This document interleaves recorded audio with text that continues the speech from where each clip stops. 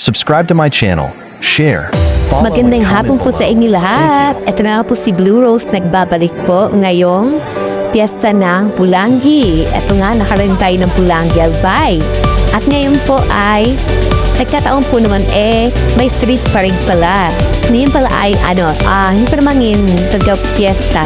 Kumbaga, malaylay pa ng ilang araw. So, ito po ay ang tinatawag na Pulang-Anggi Festival. So, nagkataon po, lahat ng mga sasakyan po nasa diversion road dumadaan. Tapos, nagkataon din po, madaming tao. So, ano nangyari po sa akin? Naglakad po ako mula doon sa may entrada ng bayan. So, medyo may kalayuan po ng konti. Tapos, mayroon pang dalagang bagahe na pang ilang araw damit. Sabi ko, sakit pa ng batok ko. Sabi ko, grabe naman to. Kaya to, sabi ko, sige, tapos nagkataon pa, umaambon. Bawal ako maambunan. Di ba? Parang dahil kong bawal kasi masakit ng ulo ko. Tapos, nangalay pa leeg ko. Baka nga di ko alam kung hindi na high blood na ako. O kaya ano nangyayari naman, dahil di ako nakapag-inom ng aking maintenance. So, sabi ko, ang dami naman bawal. So, yun nga, dahil madaming tao at wala akong masakting tricycle pa, so nangyari ay nakinuod na muna ako sa street parade na nagaganap ngayon dito sa may tinatawag ngayon na Pulangi Central District, Business District. Tama ba ako? Pulangi Central Business District ang tawagin nila. Kasi dito po ang pinaka-sentro sa Pulangi Albay. Yung pinaka-sentro ay pamilyang bayan. Dito po ang pinaka-sentro na kung saan yung komersyo. Lahat kasi nandito yung LTC, nandiyan yung Jollibee, nandito yung SM, nandito yung Centro Mall, at marami pang iba. So, sa ngayon, nanonood muna ako habang pinapatila ko din yung ulan. Kasi, napansin nyo naman po, umaambon. Ayan, umaambon po siya. Pero, tingnan mo naman ang mga Pulangi. Dire-diretso pa rin sila mag-street parade. Walang panibago ng isip nila o makakapagpahinto sa kanila. Dire-diretso kasi competition po yan. Nakita ko ang kanina merong doon sa pamilyang bay sa harapan. May stage doon. Tapos merong mga dito trophy na nakaabang na kung sino mo yung first placer. So ayan. So sabi ko nga, sige na, antayin ko lang aslam. Sabi ko, 5 PM na. So, gusto ko naman ng pahinga. Pero dahil nangyari na nga ito, ay sinabaybayan ko na lang din po. Habang inaantay ko pa rin na tumilang ulan, diba? Ang pupulay, ang ganda ng mga damit nila. Yung time po nag-street pa rin din kami, pero pang-alalang po yung pang-kwelahan nila. Pero nakakatuwang magganyan. Kung alala ko nung that was 2000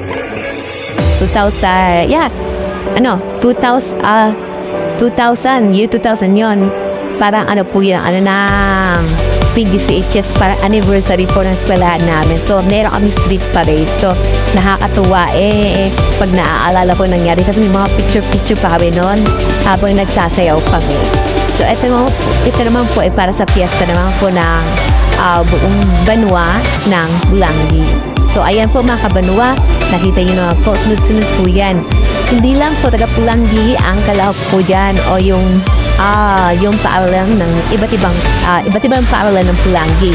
Mayroon po din po dyan from Libon Albay, paaralan ng Ligaw Albay o Ligaw City at taga Uwas at kahit po saan bayan pagaling para makipag-compete sa bayan ng Pulangi. Yan. So, ang teha pula, Pulang-Anggi.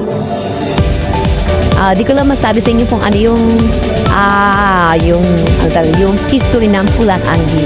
Pero, dito pa sa Pulang na Pulang-Anggi kasi daw, yung mga babae daw dito ay, ang putis nila ay pupula. Yun. Nakita nyo naman, ang sigla. Panay indak ng mga ng mga kamay at lahat ng mga ulo nila, sway ng sway sila, kahit taga umaambon, go lang ng go ang mga estudyante. O, ayan po, napansin niyo naman po. Pero, amaya baka amaya kasi medyo middle pa din ng konti at medyo nangangali na rin ako at gusto na rin magpahinga. Baka hanggang doon lang sa pang-apat na mag-i-street parade.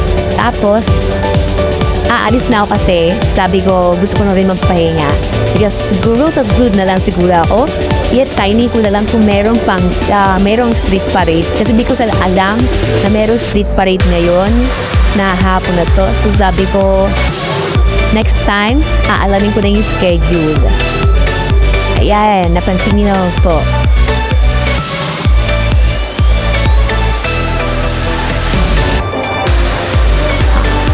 Samantala, tumila na rin yung ulan, yung ambon, pero still may nagkapayong pa rin.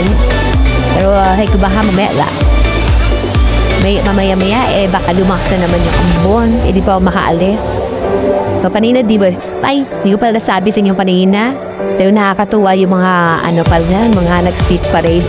Kanina may nakita ko kanina, para sila, may mga, di ko lang kung mga aswang o basta, parang ganon.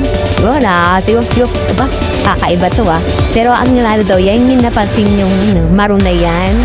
Yan daw po ang nanalo. Taga ibang lugar po yan. Itsura pa naman ayan parang malabronze ang mga damit. Diba?